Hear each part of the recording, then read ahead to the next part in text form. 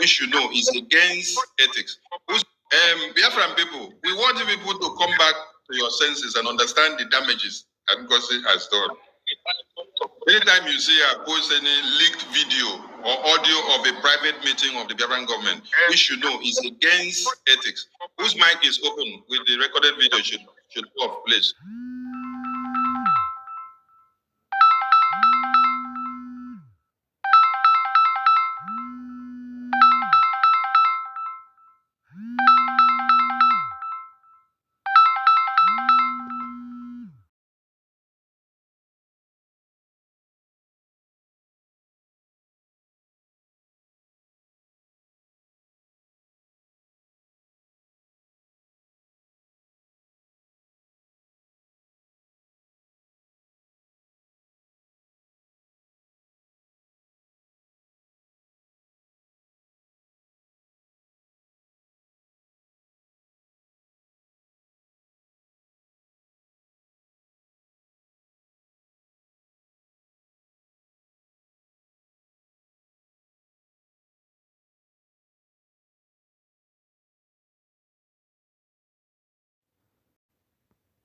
Please.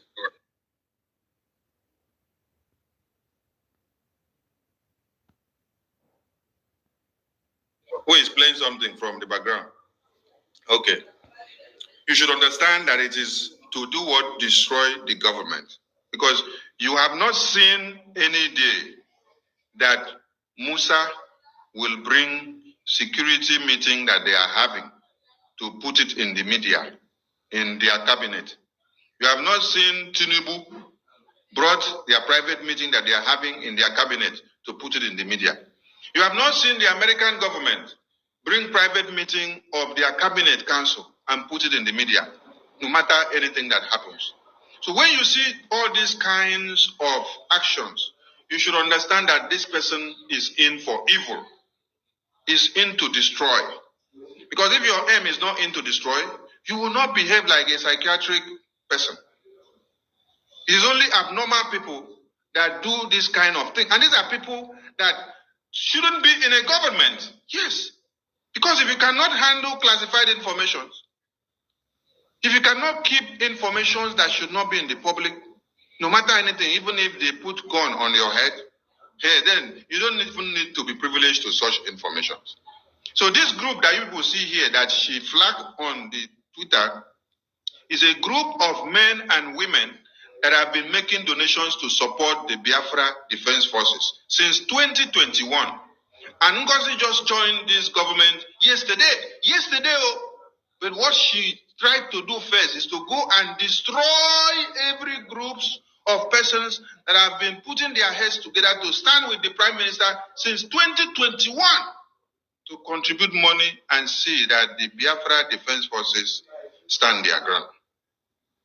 I want all of you to open your eyes and to listen and see what's going on. Now, we are going to the Biafra Defense Forces that she said they are now not representing Biafra government. And wait, I think in this side now is where she said she is fighting a Biafra that has to do with inequality. So and it is the task of nobody will demean you. Nobody will demean you. You all saw our attorney who confirmed our redeclaration. She's a young lady like some of you, and she knows what is playing out. She stood in Finland and declared that this generation, the next generation, can never, ever be undermined by any individual who believes because he is a man, he can undermine the woman in Biafra land. That will never happen. We will chase them so far. Let me tell this idiot something. This useless woman talking now. Do you know that this attorney she's talking about, myself and one other brother, I don't know, I have his card there. Myself and one other brother, we are the one that came to meet this attorney that does not know anything. Because this useless woman declared a cabinet, she dissolved cabinet in the convention. And she did not announce transition. to a new government. No transition. So what it means is that if we did not come to meet this shameless woman, to tell her that, look, you have dissolved cabinet. And if this convention ends like that, that means we don't have any Biafra again. You have dissolved it. So you have to go back there and tell them that you are preparing for a transition. Just to save the face. So it is myself and one other brother that went to meet the Jane of a lady. We now told the Jane, do you know that this woman has dissolved cabinet? And that means I don't have any government. Tomorrow now the zoo will come and say there is nothing like Biafra government, it is over. So she has to go back to that stage and tell them that there is an announcement that we have announced that we are going to be having a transitional government. So this shameless woman that doesn't have brain, who has now relocated her shameless government to a psychiatric hospital, she now came and announced that she is moving for a transitional government. If Van and that other brother did not go and tell Jane, even Jane did not know. Shameless. Minister Jare, let me still address something here. You have actually brought out something. And when she was talking, she said that somebody think that woman cannot be the one. This is not about feminism. This is not about feminism. No. This is not about woman led. If this is the idea that you people have brought into this Biafran government, that means you have failed. You don't bring feminism and then come and say it is a woman that people are downplaying woman. No. What is Ada here? Is Ada here? Ada Betty here not a woman? Our Ekpa Jogu that I put a photo on the screen before when she was standing in the head office of Baltimore on the inauguration day. Was she not a woman? Was she not the defense minister before? The Jane that you are talking about, is Jane not a woman? The former attorney of the Biafran government, was she not still a woman, Attorney Jane? In the Biafran government of today, the seat that we have, over 70-something cabinet members, 70%, no, not 70. How did I say 70? No, 80% were women. 80% were women. So women already had the inclusiveness in all ramifications of this government. And somebody is here talking to you is about woman. Now, let me address the issue of the transitional government that she is talking about. Now, I'm going to use America to explain something so that everybody will get this madness off the head and understand everything in the right sense. Because this nonsense has become too much, and this has brainwashed many people's brain. Now, American government just finished the election of presidency, right? Donald Trump won. No be so? Okay. Have you seen America dissolve the cabinet of Joe Biden? America has not dissolved the cabinet of Joe Biden. Joe Biden's cabinet still do what? It's still standing. But what happens? A new government that is working now as a transitional government has been set in place. Which is what? Which is Donald Trump. Donald Trump government now is the what? Is the transitional government. So you don't need to dissolve an active government before you go and set up a transitional. No. You stand on the existing government, then you set up basis for a transitional government, which is what America has done. American government now set up election process. The election process is what? The transitional process. The election process for a new president to be elected is the transitional process. And the existing government that is conducting this election is Joe Biden's government.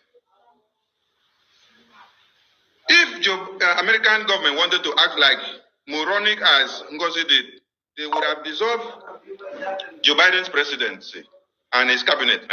Then they now say, we are now going to transit into Donald Trump. which they have not even done election. They have not even done campaign. They have not even done the final election to know whether Donald Trump has won. So the process should be like this. Existing government is in place. That existing government is using their power to set in a transitional process for election, resolutions, and acts that will now bring in the new government. Now, a new government that is to come and assume power has been elected.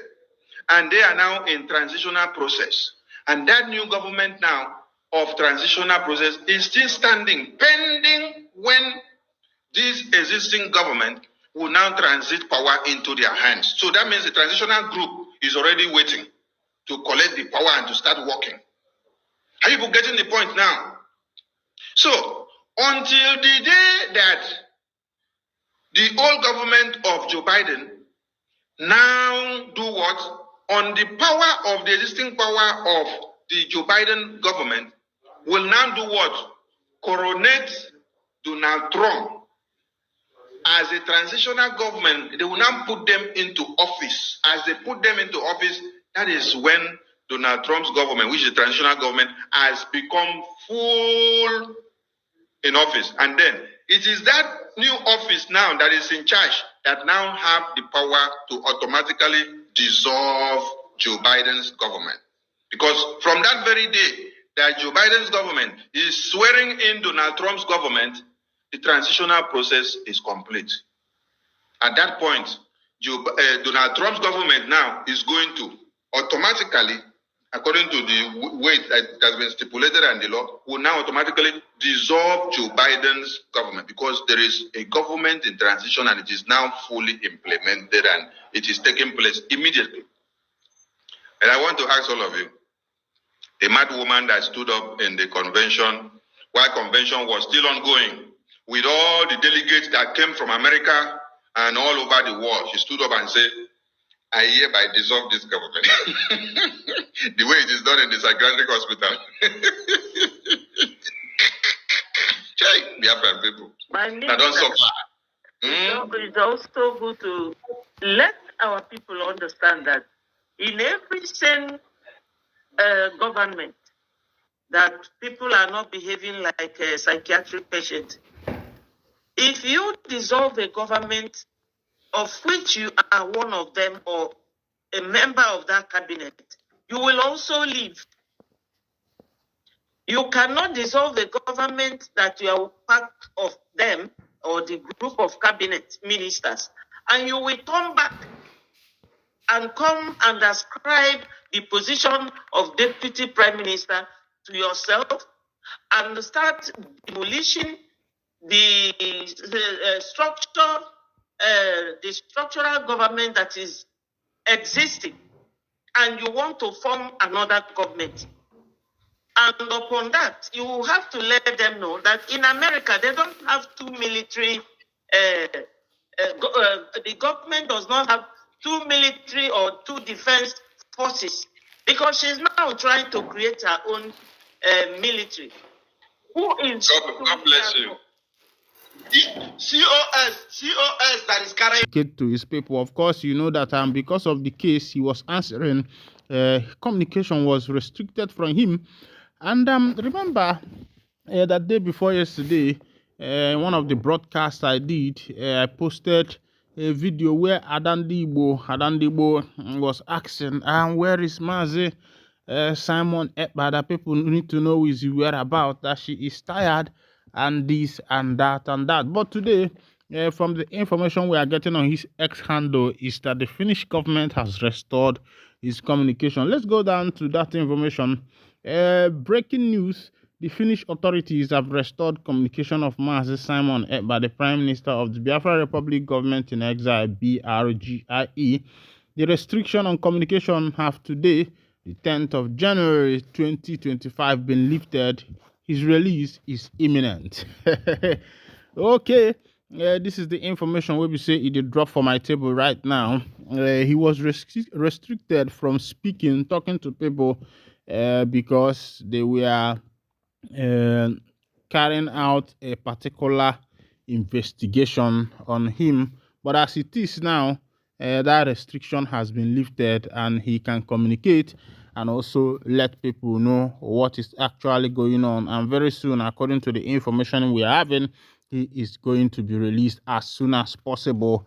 Let's go to the United States of America on what is happening. Of course, you know that Trump is the elected president of America recently, but as it is, the information dropping on our table is that Trump has been sentenced in New York.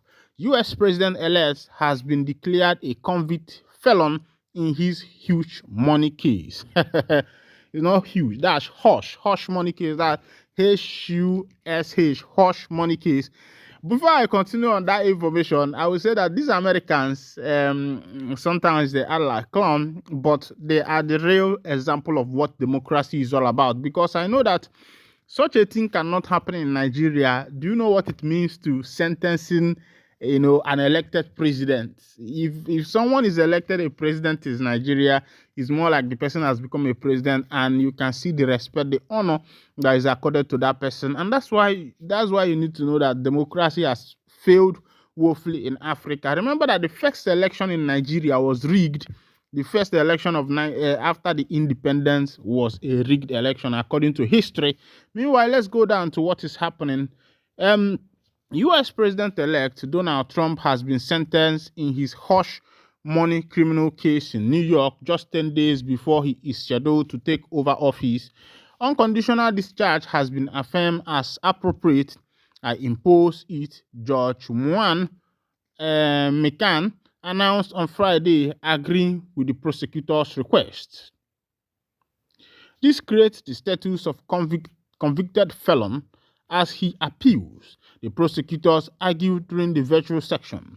The U.S. Supreme Court on Thursday denied Trump's motion to stop the proceedings, citing their own ruling about presidential immunity, clearing the way for McCann to hold the virtual hearing on Friday. I am innocent of all the judges made up. Fake charges, Trump wrote on his Truth Social platform on Friday. This was nothing other than weaponizing our justice system against a political opponent. It's called lawfare, and nothing like this has ever happened in the United States of America, and it should never be allowed to happen again. Trump was charged in 2013 with misreporting hush money payment made to adult actress Stormy Daniels in 2017, with Manhattan District Attorney Aviv Bragg successfully elevating what would normally be a misdemeanor offense into 34th felony counts. One for each mentions of the payment of Trump's record. He was found guilty on all counts in May. However, the U.S. Supreme Court ruled in July that official actions taken by a president while in office cannot be prosecuted. Trump's lawyer argued that some of the evidence used in the trial, such as the financial disclosure and social media posts, fell into the category and could not be cited to bolster a case based on his personal conduct. All right. This is happening live in the United States of America. And I say kudos to Americans, even though that, of course, you know what is going on in America, the issue of the LGBTQ and the rest of them, and those who does not want Trump to be in office. I know they are contributing to part of this issue, but I want to commend the judges' morale, because here in Nigeria, of course, you know that the judges are in the pocket of the president, because a judge is appointed by the president after the president assumes office. So that automatically means that the president is the judge is under the president's pocket. As it is today, about 200 missing children has been found in Port Harcourt. Over 200 missing children have been found in a compound at Ozuoba area of Port Harcourt, River State. This was disclosed in an Instagram post shared on Thursday by Nigerian socialite Isaac Fayose. As seen in the post, children who appeared to be between the age range of 4 to 12 were addressed by concerned residents. Fayose urged parents whose words are missing to check if their child will be among the discovered children. Over 200 missing children found in a compound in Ozoba, Port Harcourt. Please share for parents to find their missing children. Thanks. Send across all those people looking for their children or neighbors' children. Fayose wrote. All right, this one is happening live in Port Harcourt. Of course, you know that trafficking, human trafficking, is one of the bubbling money-making business in not only in Africa, all over the world. Some billionaires and some people we know to be people are into this, and some people do it maybe as a motherless baby business, selling children to those who are motherless. But I don't think no matter how one tries to justify taking children and keeping them in a custody whereby nobody knows, you do not have the permission of the police, the permission of the parents, or even the permission of the government to run this kind of business as a motherless baby. Such case cannot be justified, and those people should face the consequences of the law. They should dance to the beat of the law. Of course, you know that there are many times that reports of missing children come up here and there, and at the end, those children are not being found. And I don't know if the police are not doing their work or not, or maybe, of course, you know how the country be. You get something where I see one day, they say if you fall into problem or you need police assistance, make you call 5111 or the other number. One day, one of my friends, the way he did for inside problem, call the number. They say they come, they say he get thief wey be say they dey for their street to say that they rob one compound wey be say they there. But the question wey be say the police people they ask first, they say whether the kind of gun they carry. The boy say he no know about gun, or they can't ask him what about the sound of the gun, how in the sound. The boy say the sound